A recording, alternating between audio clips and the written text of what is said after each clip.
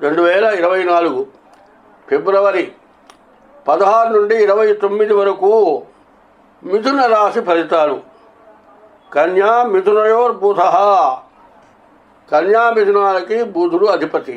ఆ బుధుడు బాగున్నాడు, శుక్రుడు బాగున్నాడు, గురువు బాగున్నాడు, మిగతా గ్రహాలు బాగాలేవు.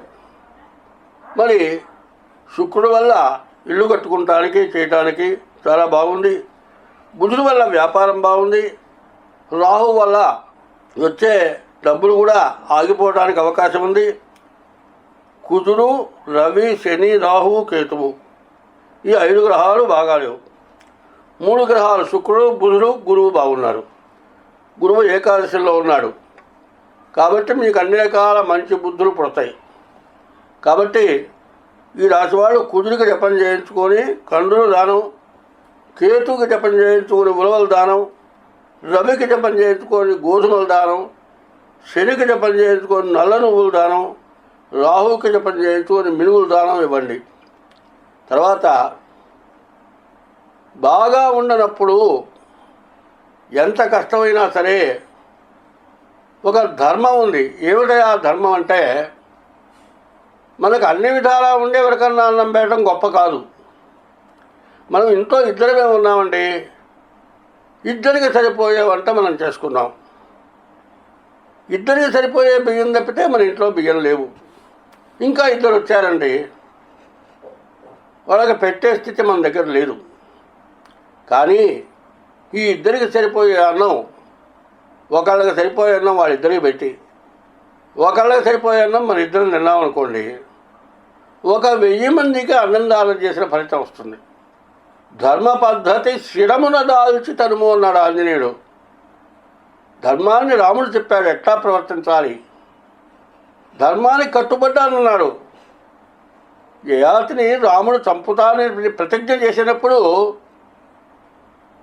మరి నువ్వు నా భక్తుడివి కదా, నేను యయాతిని చంపుతానని ప్రతిజ్ఞ చేస్తే వారికి అభయం ఎట్లా ఇచ్చావయ్యా అంటే, నువ్వు చెప్పిన మాటే. కష్టం వచ్చిన వాళ్ళకి అభయం ఇవ్వటం ధర్మం. అయితే నీవు చంపుతాను అని ప్రతిజ్ఞ చేసిన సంగతి నాకు తెలియదు. తెలియక అభయం ఇచ్చా. అభయం ఇచ్చిన తర్వాత వాడన్నా బతకాలి, నేనన్నా బతకాలి. నీ మధ్యలో, యయాతి మధ్యలో నేనుంటా. నీ మీద నాకేం క్రోధం లేదు. అయితే రామభక్త రామబాణమా అనే దానికోసమని రామభక్తితోటి గెలిచాడు. కాబట్టి మానవుడు ఎప్పుడూ కూడా ధర్మ సూక్ష్మాలు చాలా కష్టంగా ఉంటాయి. మనం తింటం మానుకొని కూడా వేయటం అనేది చాలా త్యాగం.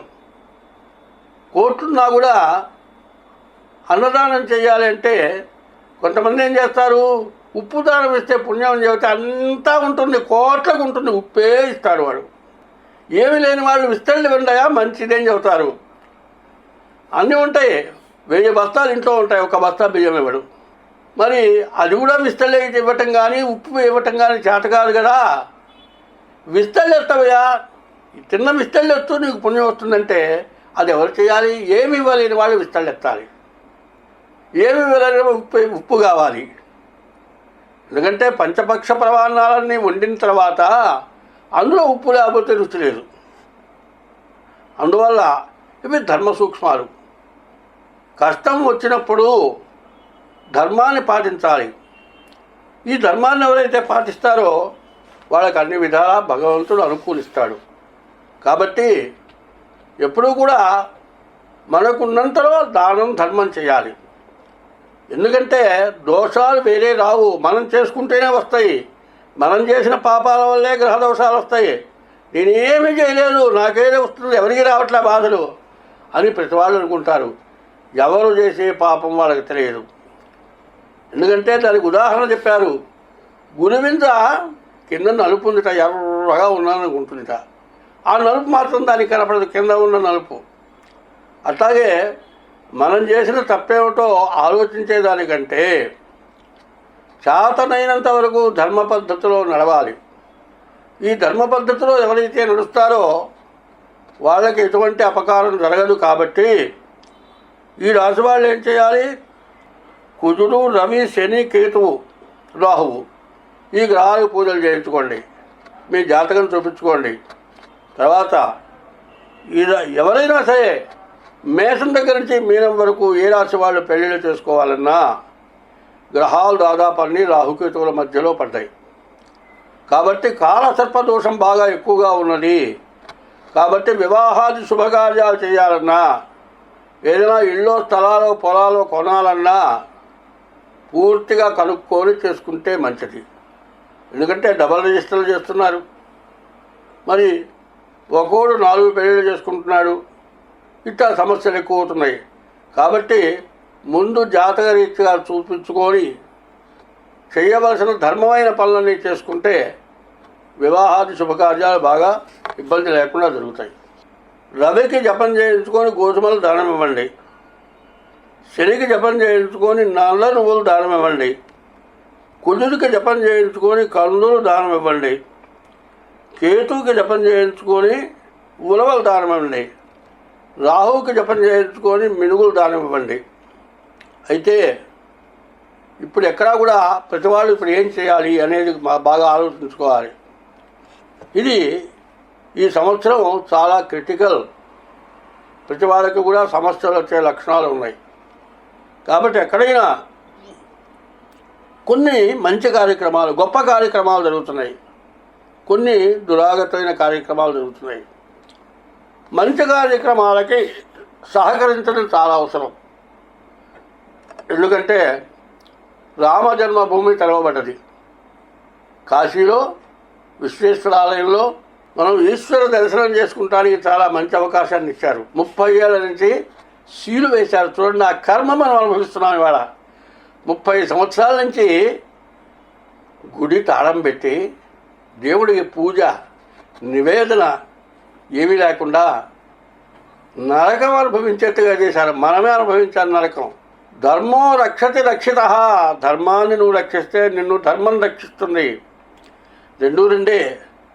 రాముడు ధర్మం ఎట్లా ఉండాలి అనేది చేసి నడిచి చూపించాడు.